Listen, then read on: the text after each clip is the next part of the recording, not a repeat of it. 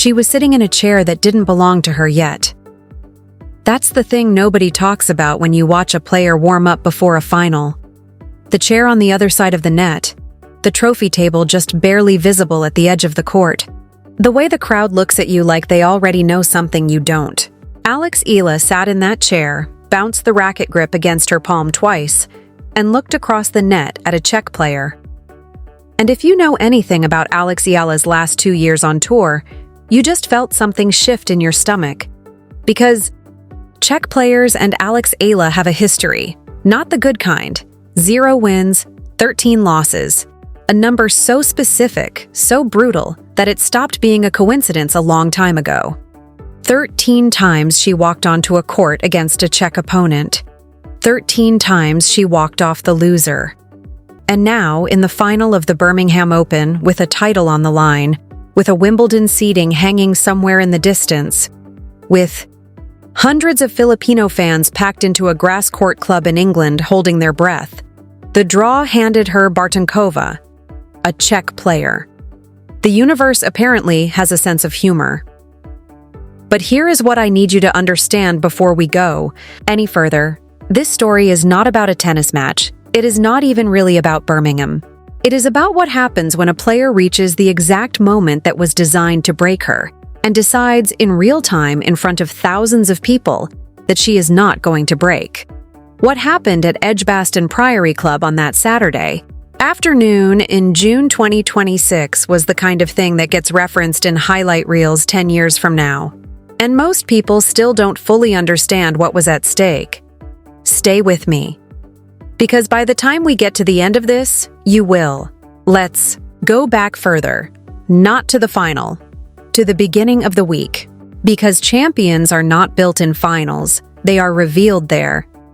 The match that actually told us what Alex Eala was carrying into Birmingham, the match that should have been the alarm bell for every opponent in the draw, happened in the second round against a Russian qualifier named Karaeva.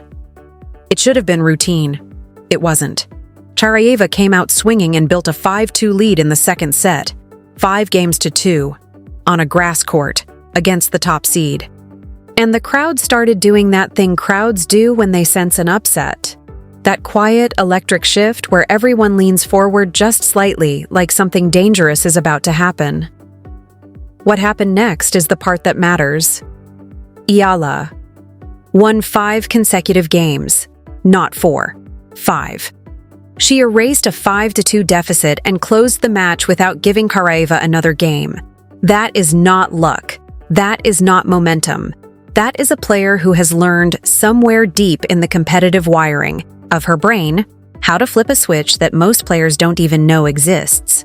And if you had watched that moment closely, if you had paid attention to what happened between those games, the way she bounced on her toes, the way she reset between points, you would have walked out of that match knowing exactly what Birmingham was about to see. But most people didn't connect the dots. Most people were still thinking about the Czech curse. Most people were still focused on the number 13, the number that followed her into that final like a shadow. Here is the honest version of how the first set went. She was in control. Real control. The kind where you can see a player reading the match 2 shots ahead, where every pattern has a purpose, where her serve was landing exactly where she wanted it. And then Bartonkova did what great competitors do. She found something, a gear that wasn't there in the first 3 games, and she started taking the set back game by game, the way water rises, slowly and then suddenly. 7-5. First set to Bartonkova. The crowd went quiet in the way that isn't really quiet. It's that specific kind of stadium silence where everyone is thinking the same thing and nobody wants to say it out loud. 13. Everyone was thinking about 13. And here is where I need to slow down, because this moment, the moment between losing the first set and walking to the baseline for the second, is the moment that separates careers. Not the match point, not the trophy. This moment. Because a player who has lost 13 straight times against a specific type of opponent, in a final, after losing the first set, has every psychological reason in the world to start protecting herself. To play, not to lose instead of playing. To win. To let the curse become a self-fulfilling story. Alex Eala walked to the baseline and came out swinging. Second set, 6-3. It wasn't competitive. It wasn't a grind. She played with the clean, aggressive precision of someone who had already decided the match was hers and was just in the process of proving it. One set all. And now, finally, we arrive at the third set. And I need you to feel the weight of what a third set in a grass court final actually means. Every point costs something. Your legs, your lungs, your nerve endings. By the third set of a final, players are not just playing tennis.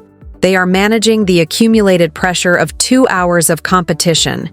The roar of a crowd that keeps shifting, the awareness that one mistake at the wrong moment can turn a match.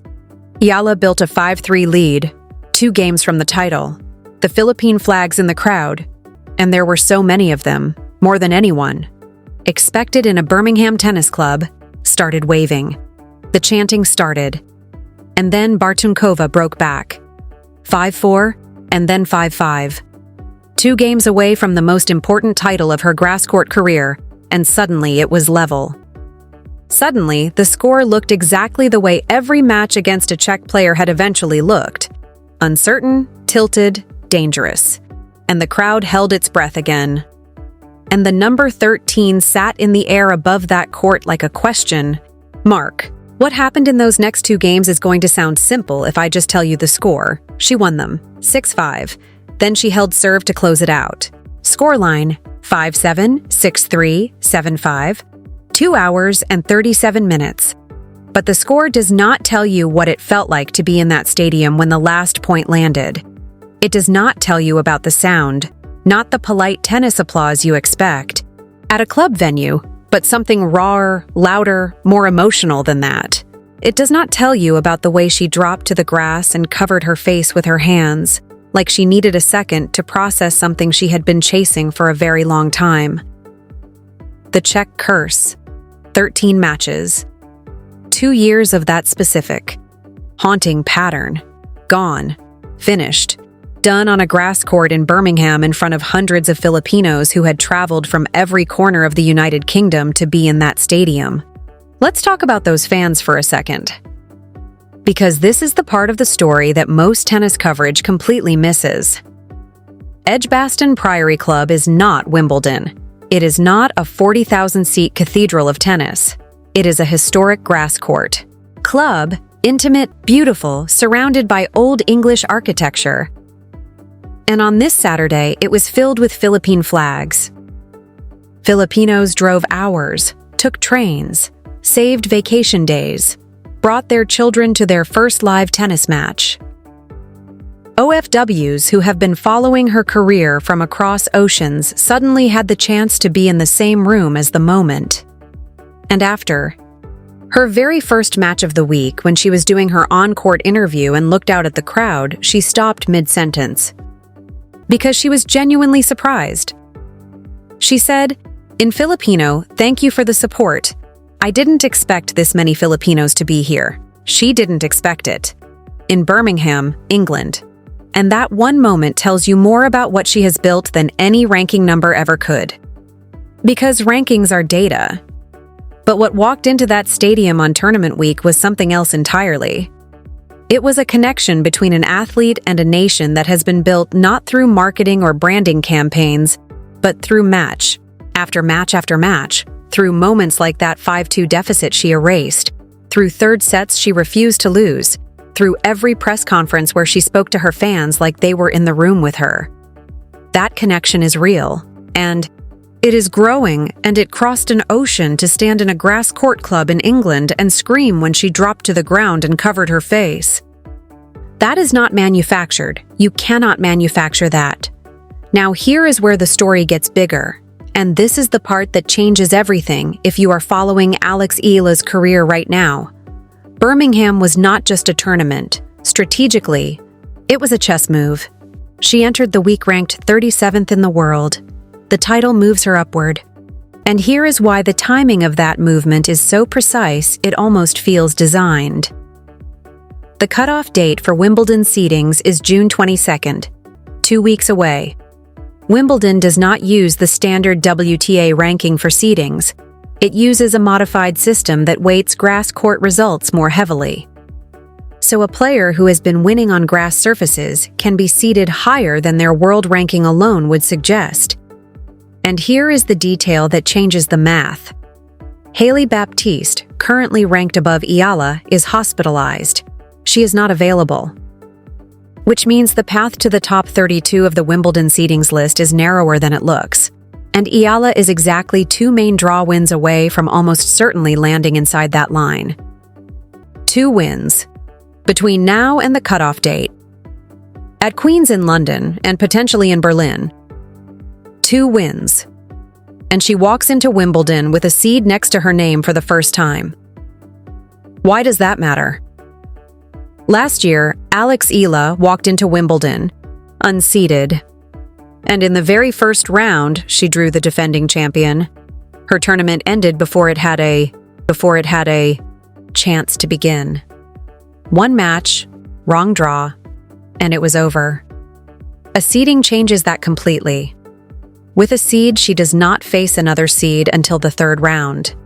3 matches against unseeded opponents to open. 3 matches to build rhythm and momentum on the grass before the tournament truly tests her. That is not a small advantage.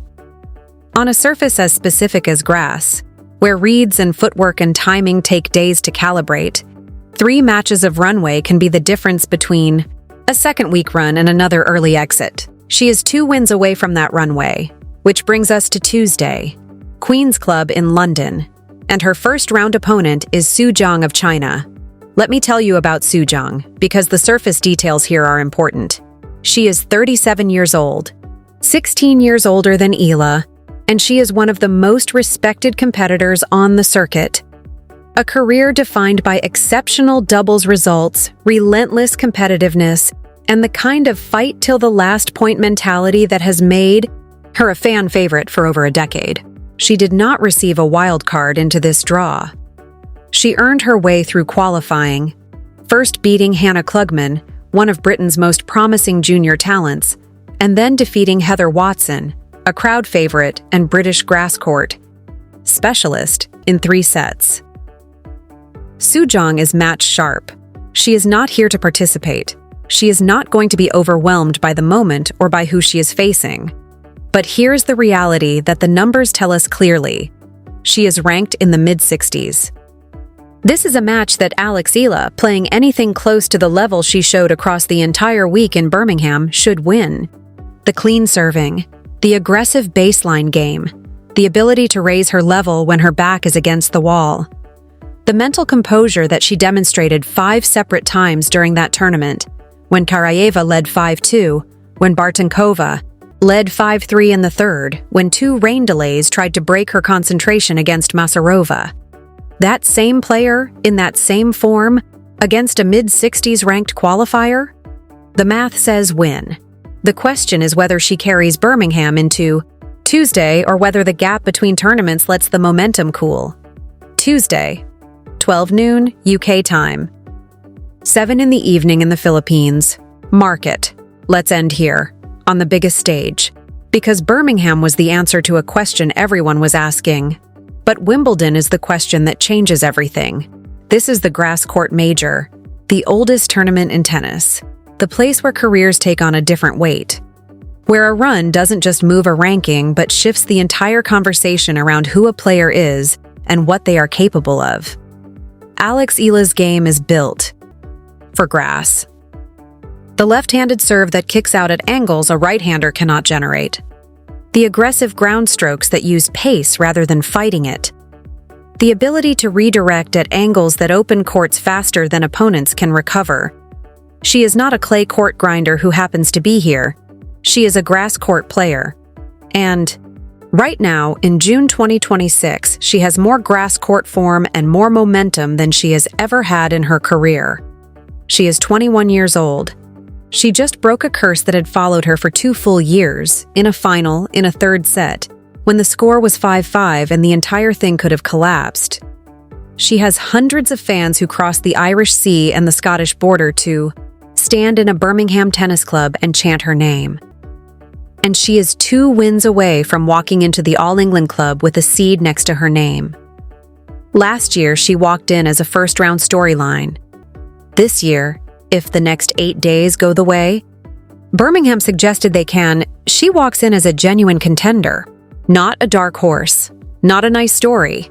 A seeded player with grass court form, mental composure, and an entire nation watching every point. That is what Birmingham built. That is what the Czech curse finally losing meant. And that is why the next 3 weeks of Alex Eala's career are not just important. They are the kind of thing you will want to say you watched in real time. She dropped to the grass in Birmingham and covered her face. And when she looked up, the flags were waving and the crowd was screaming and the tournament trophy was waiting. Queen's is next. Then Wimbledon. Then whatever comes after. Laban, Alex. Laban always.